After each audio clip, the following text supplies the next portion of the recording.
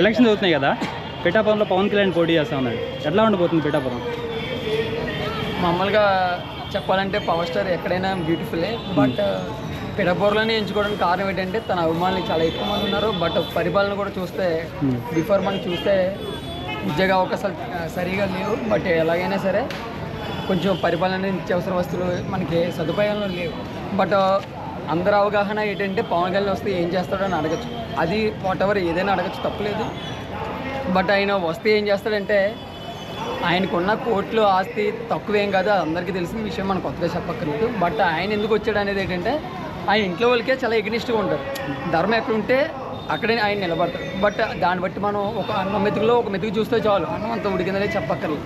But ఆయన ఎటువంటిడు అనేది మనం దాని ఎగ్జాంపుల్ చెప్పగలం. బట్ ఆయన డెఫినెట్లీ పిఠాపురంలో ఏకదాతగా వన్ సైడ్ అయిపోద్దని అది అందరికీ తెలుసు. తను ఖచ్చితంగా నెగ్గుతారు. బట్ నెగ్గి తను ఏంటి అనేది చూపించగలరు. పిఠాపురంలో ఎట్టి పరిస్థితుల్లో పవన్ కళ్యాణ్ ఓడిస్తామని చెప్తున్నారు వైసీపీ వాళ్ళు. వైసీపీ మనం జెన్యున్గా చెప్పాలంటే వైసీపీ ఓడిస్తుందని చెప్పగలరు. ఎందుకంటే ఎవరు కాంట్రవర్సీ, ఎవరో నిజాయితీగా ఉన్నారు, ఎవరో జెన్యున్గా ఉన్నారని చెప్పగలం. డబ్బుతో కొనాలని చూసిన వాళ్ళు కొంతమంది ఉంటే, కొంచెం ధర్మంతో గెలాలని కొంతమంది చూస్తారు. బట్ ఈ రోజులో అనేది కలియుగం అనేది డబ్బుతోనే.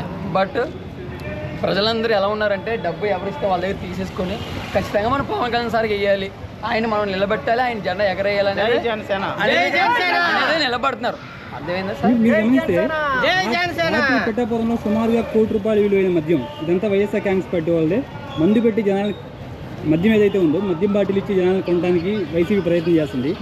ఎట్టి పరిస్థితుల్లో ఎన్నో కుట్రలు చేసి పవన్ కళ్యాణ్ ఓడించడం కోసం ప్రయత్నం చేస్తుంది. ఇవన్నీ పనిచేస్తాయి అక్కడ, మద్యం కానీ డబ్బు కానీ? సార్ మనకు తెలియకుండా, మనకి ఆఫ్టర్ ఆల్ మనకు తెలియకుండా ఏ మనిషి అయినా సరే మనకు తెలిసింది కొంత, తెలియాల్సింది కొండంత. మనం ఎప్పుడు ఒకరిని జడ్జ్ చేయకూడదు, మనం ఒక పాయింట్ అవుట్ చేయకూడదు. వీళ్ళు ఎలాగా మనం పాయింట్ అవుట్ చేయకూడదు. బట్ మద్యంతో కొనాల్సిందంటే ఏ రాజకీయ పార్టీ వాళ్ళైనా అదే చేస్తారు. బట్ ఏంటంటే మనం పవన్ సార్ ఏంటనేది అంటే కొంచెం జెన్యున్ తత్వంగా, ఆయన ఎవరో పెన్షన్ డబ్బులు ఒక 60,000 ఇస్తుంటే మీకే లేదే నాకేం ఇస్తారు సార్ అని చెప్పి ఆయన ₹10 తీసుకోవాల్సిన అవసరం వచ్చింది. మిగతా ఈ రోజుల్లో ఉన్న పర్సన్స్ ఏంటంటే ఎంత డబ్బు ఎక్కడ వచ్చినా దోచేద్దామని ఎదురుగా ఉన్నారు. బట్ అలా ఉన్నారు. మీరేమన్నారు ఇది కలికాలం, కలియుగం, ఇక్కడ డబ్బుకి అందరూ లొంగిపోయే పరిస్థితిలో ఉందని.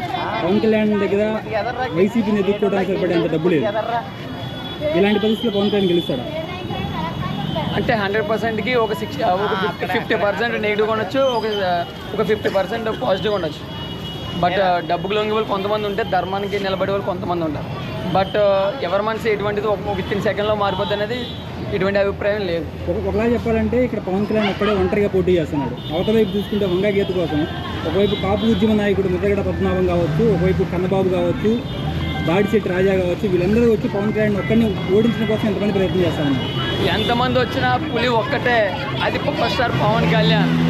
దారిలో ఎంతోమంది వస్తుంటారు. బట్ మన జెన్యున్ తత్వం, మన సామర్థ్యం, మన తెలివితేటలో, మన నిజాయితీ ధర్మం ఉన్నప్పుడు ఎప్పుడైనా సరే అది దేవుడే నిర్ణయించిన విజయం. అది పవర్ స్టార్ ఎప్పుడు ఓన్లీ వన్ సైడ్ మ్యాన్.